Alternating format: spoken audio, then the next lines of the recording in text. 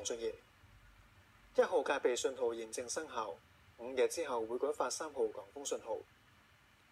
颱風沙德爾集結喺本港東南偏南大約580公里，預計向西北緩慢移動，橫過南海中部。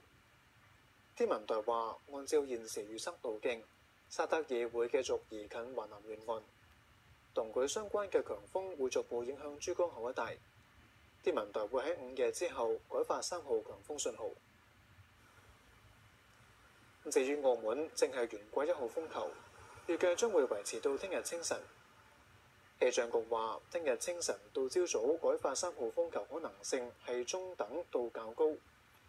同時，一股東北季候風正係影響澳門，預計未來幾日北風將會增大，天氣稍涼，有幾陣微雨。